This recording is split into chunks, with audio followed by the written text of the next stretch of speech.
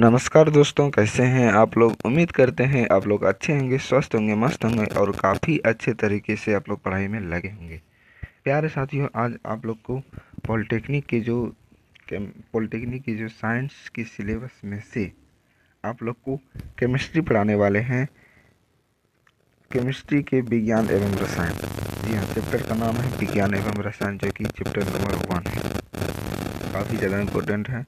हमारे पॉलिटेक्निक प्रवेश परीक्षा में 1 या 2 क्वेश्चन ज़रूर रहते हैं। तो इस टॉपिक को, इस चैप्टर को देखना ना भूलें। अभी ही देखें, बाद में नहीं देखें। तो चलिए शुरू करते हैं।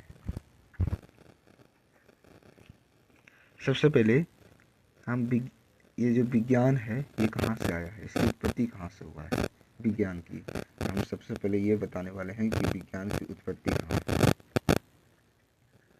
विज्ञान शब्द की उत्पत्ति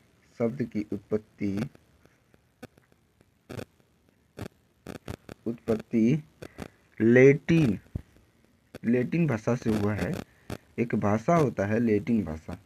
तो लैटिन के स्केनिया स्टेनिया क्या स्टे सॉरी यहाँ लिखना है स्केंटिया शब्द से हुई।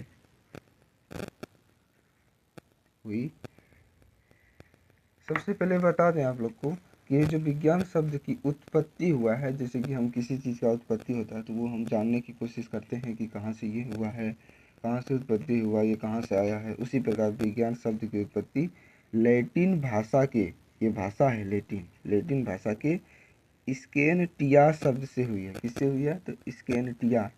पॉलिटेक्निक में पूछे जा सकते हैं कि विज्ञान शब्द की उत्पत्ति लैटिन भाषा के किस शब्द से हुई है। तो आप लोग को जवाब देना है स्केनटिया। बोलिए, आप लोग मेरे साथ बोलिए, स्केनटिया। जी हाँ, आप लोग को याद हो गया होगा, उम्मीद कर। और हम कह सकते हैं कि ये हो गया। अब बात करते हैं कि केमिस्ट्री जो है, वो केमिस्ट्री के फादर कौन है, फादर ऑफ केमिस्ट्री। तो फादर ऑफ केमिस्ट्री, तो father of chemistry Lavoisier, Antoine Lavoisier. क्या है? तो एंटोनी लेवोजियर, LAVISIER, लेवोजियर। इसे हिंदी में कहते हैं रसायन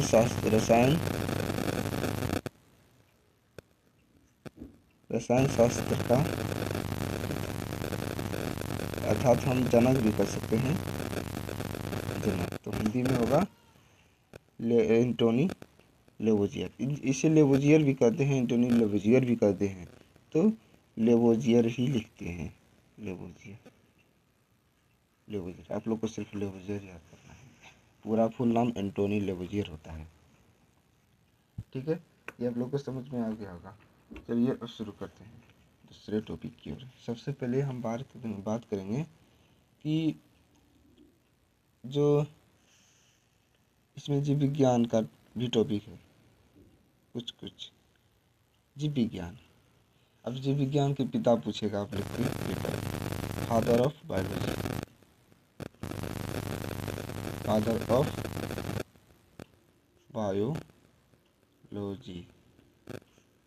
ऑफ बायोलॉजी तो हो गया अरस्तु। ठीक है, अरस्तु आप लोग को देना है।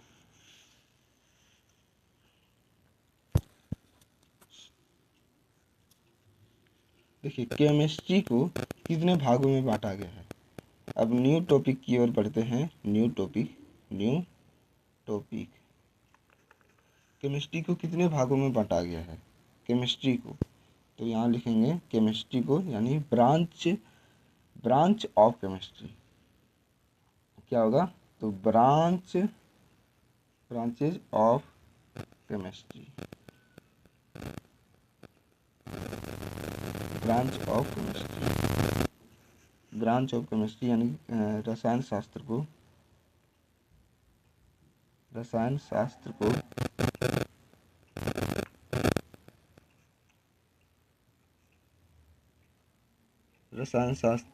को कितने शाखा में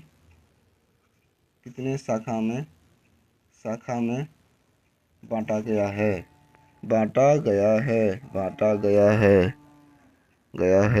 ठीक है। कितने शाखा में बांटा गया है, तो एक हो गया अकार्बनिक, पहला हो गया अकार्बनिक, पहला क्या हो गया अकार्बनिक रसायन, और दूसरा हो गया कार्बनिक रसायन,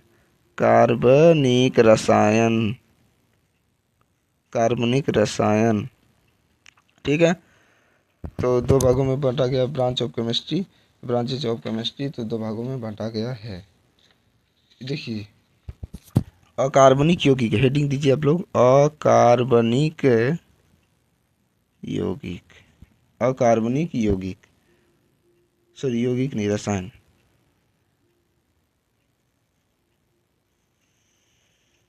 देखिए अकार्बनिक रसायन, सॉरी आप लोग को नहीं दिख रहा होगा, इसके लिए बहुत बहुत सॉरी, क्योंकि हम हर एक वीडियो में सॉरी बोलना बढ़ जाता है, क्योंकि हमें ध्यान नहीं रहता है कि क्या क्या टॉपिक हमारे कैमरे के अंदर आ रहा है। तो अकार्बनिक यौगिक अगली बार से ऐसा नहीं होगा, उम्मीद करेंगे कि अगली बार से ऐसा नहीं हो। तो अकार्बनिक रसायन और कार्बनिक रसायन, ये दो भागों में बांटा गया है। तो अकार्बनिक रसायन किसे कहते हैं, जिसमें इसमें कार्बन की मात्रा होती है। इसमें क्या होती है, कार्बन की मात्रा नहीं होती। अ मतलब क्या आता है ना, अ मतलब जैसे किसी में अ लग गया तो अ का मतलब नहीं होगा, इसमें कार्बन की मात्रा नहीं होता है, इसमें कार्बन की मात्रा नहीं होता है। अगर हम कार्बनिक यौगिक की बात करेंगे तो इसमें कार्बन की मात्रा होगा। चलिए हम ये भी लिख लेते हैं, अच्छा रहेगा। कार्बनिक रसायन, इसमें कार्बन की मात्रा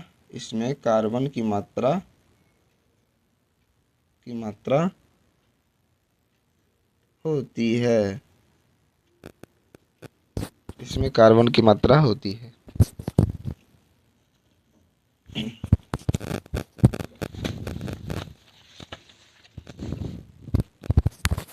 अब कुछ बताने वाले हैं।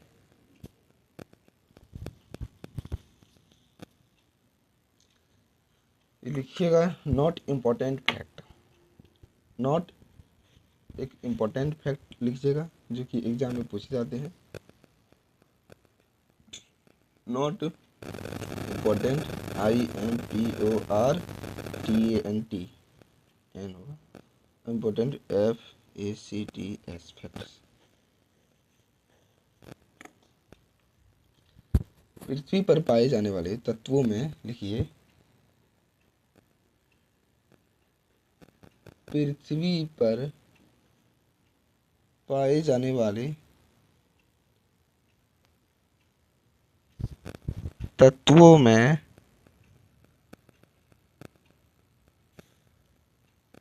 कार्बन का स्थान 17वां है। कार्बन का स्थान कहाँ है, तो 17वां में है। जबकि इसके यौगिक की संख्या,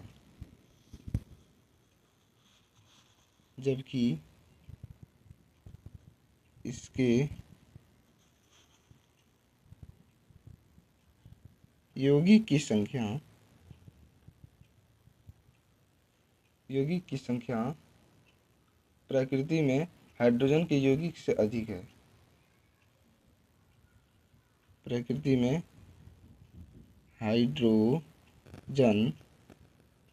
हाइड्रोजन के यौगिक से, यानी हाइड्रोजन के जो यौगिक हैं, हाइड्रोजन के यौगिक अधिक हैं। यानी जो पृथ्वी पर पाए जाते हैं, जैसे कि पृथ्वी पर हमारे कार्बन पाए जाते हैं, जितना भी चीज़ है, जितना भी वस्तु है, सब में कार्बन है। अगर हम कोई प्लास्टिक को जलाते हैं उसमें कार्बन की मात्रा होती है। अगर हम कोई बोतल को जलाते हैं उसमें कार्बन की मात्रा होती है। कुछ भी जलाएं हम, उसमें कार्बन की मात्रा होती ही होती है। इसलिए हम पृथ्वी पर जितने भी चीज़ पाए जाते हैं सभी में कार्बन की मात्रा होती है। तो पृथ्वी पर पाए जाने वाले तत्वों में कार्बन का स्थान 17वां है। क्या है? 17वां है। ये आपके पेपर में पूछा जाएगा कि कार्बन का पृथ्वी पर पाए जाने वाले तत्वों में कार्बन का स्थान क्या है। तो 17वां आप लोग को बोलना है। क्या बोलना है? 17वां 17वां 17वां। ठीक है। पृथ्वी पर पाए जाने वाले तत्वों में कार्बन का स्थान 17वां है, जबकि इसके यौगिक की संख्या प्रकृति में हाइड्रोजन के यौगिक अधिक है। यानी जो यौगिक है पृथ्वी पर, उसमें हाइड्रोजन के यौगिक अधिक है। ठीक है, हाइड्रोजन के यौगिक अधिक हैं। और एक लिखना है कीटनाशक दवाई। कीटनाशक दवाई कीटनाशक दवाई आप लोग के पेपर में रहेगा कि निम्नलिखित में से कौन सी कीटनाशक की दवाई यानी कीट मारने के लिए दवाई है। तो ऑप्शन रहेगा डीडीटी, बेंजीन, हेक्साक्लोराइड, इनमें से सभी। तो आप लोग को क्या मारना है, चलिए देखते हैं। ठीक है, तो एक होता है डीडीटी। ठीक है, क्या होता है? डीडीटी। दूसरा होता है बेंजीन। ठीक है, दूसरा बेंजीन होता है। और एक और नाम याद रखिएगा जिसका नाम है हेक्साक्लोराइड। हाँ, हेक्साक्लोराइड। क्या है? हेक्साक्लोराइड, जिसे हम शॉर्टकट में BHC कहते हैं। क्या कहते हैं? BHC। तो कीटनाशक दवाई क्या क्या है? डीडीटी है, बेंजीन है, हेक्साक्लोराइड, ये सभी हैं। अब एक आपके पेपर में एक क्वेश्चन पूछेगा कि प्रदूषण या हम प्रदूषित जल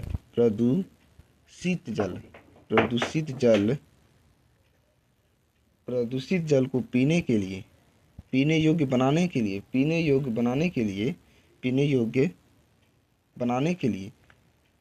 लिए अगर कोई प्रदूषित जल है उसको पीने योग्य बनाने के लिए हम क्या करेंगे? तो पीने योग्य बनाने के लिए हम क्या करेंगे? तो क्लोरीन का मिश्रण करेंगे। क्या करेंगे? क्लोरीन का मिश्रण करेंगे। जी हाँ दोस्तों, आपने सही सुना, क्लोरीन का मिश्रण करेंगे। अगर हम प्रदूषित जल है, अगर कहीं भी प्रदूषित जल है, अगर उसे पीने योग्य बनाएंगे तो हमें क्लोरीन का मिश्रण करना पड़ेगा, तभी वह शुद्ध वाटर होगा, शुद्ध जल होगा। ठीक है, यहाँ तक आप लोग को समझ में आ गया होगा। अब पूछेगा आपके पेपर में कि पृथ्वी की सतह पर सर्वाधिक क्या पाया जाता है? पृथ्वी के सतह पर सर्वाधिक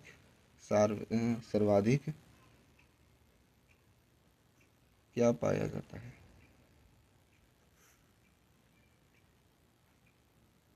ठीक है, क्या पाया जाता है? तो आप लोग को बताना है। देखिए, हम अभी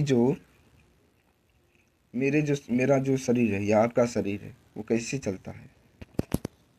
हमें ऑक्सीजन लेते हैं, तब ना हमारा जो हम सांस लेते हैं और ऑक्सीजन लेते हैं वो सांस के रूप में। ठीक है, तो उसी प्रकार पूरे पृथ्वी पर क्या है? ऑक्सीजन ही ऑक्सीजन है। इसलिए आप लोग को याद रखना है कि पृथ्वी के सतह पर पाए जाने वाले सर्वाधिक ऑक्सीजन ही है। क्या है? ऑक्सीजन ही है।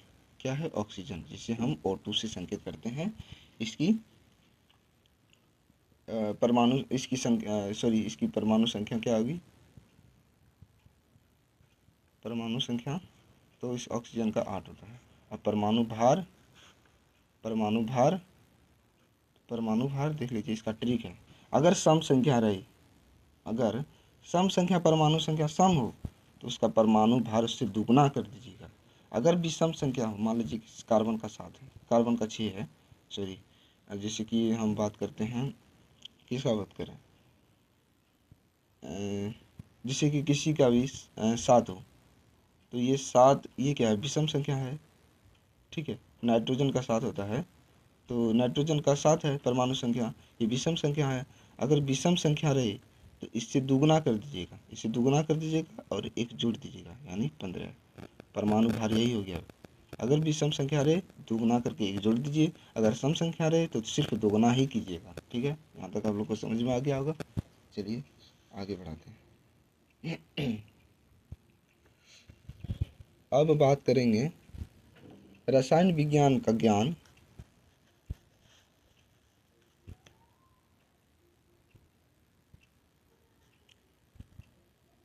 रसायन विज्ञान का ज्ञान, रसायन विज्ञान का ज्ञान सर्वप्रथम सर्वप्रथम किस देश में हुआ था? देखिए, हुआ था रसायन जो विज्ञान का ज्ञान, सबसे पहले जो रसायन के बारे में लोगों को ज्ञान देने लगा वो किस देश में ये इसकी शुरुआत हुई?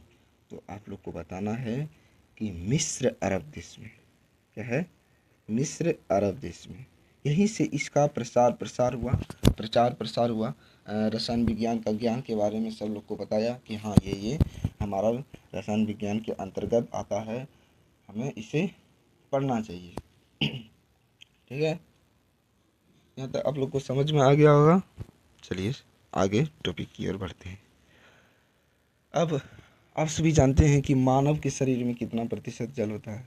ये आप लोग क्लास 10th की आप लोग बायोलॉजी में भी पढ़े होंगे और क्या बोलते हैं ज्योग्राफी में भी पढ़े होंगे। तो आप लोग को बताना है कि मानव शरीर में जल की मात्रा क्या होती है। आप लोग हमारे लिखने से पहले आप लोग कमेंट बॉक्स में लिख दीजिए। ठीक है, चलिए मानव शरीर में जल की मात्रा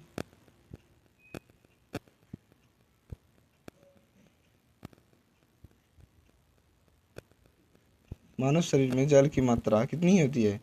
तो 65% होती है। लेकिन आपके पेपर में इस प्रकार भी पूछे जाते हैं कि 65 से 90% होते हैं, 65% से 90% होते हैं। ठीक है, ये हो गया।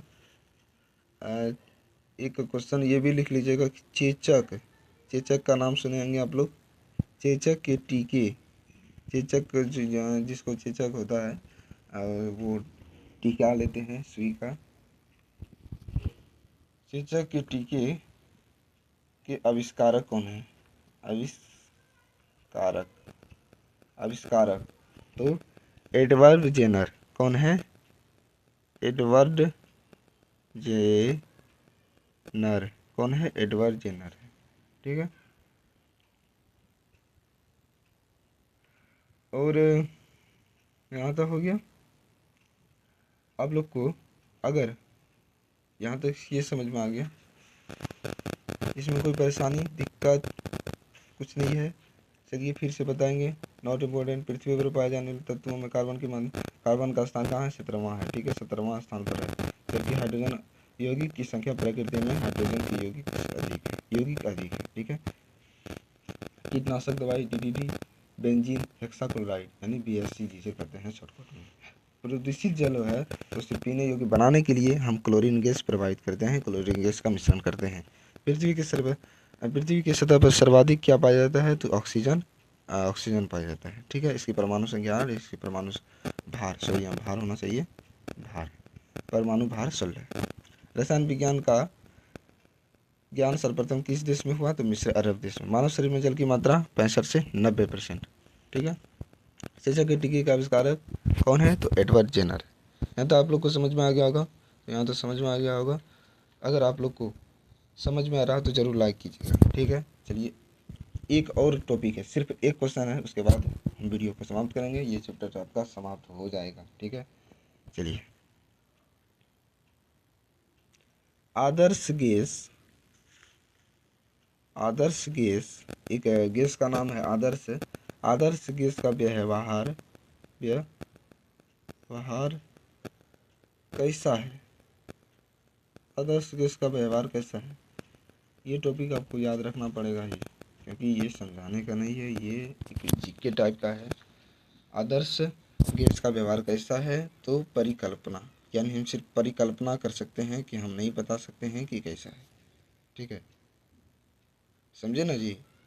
ये आदर्श गैस का व्यवहार है, सिर्फ हम इसे परिकल्पना करते हैं, हम इसे वास्तव में नहीं बता सकते हैं, सिर्फ हमें इसे परिकल्पना करना पड़ता है।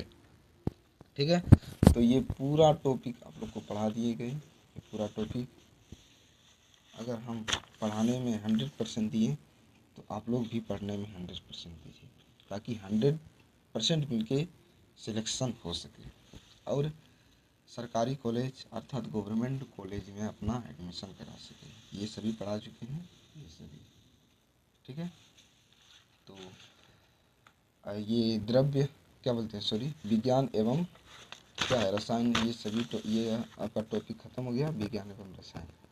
तो नेक्स्ट टॉपिक मिलेंगे फिजिक्स का।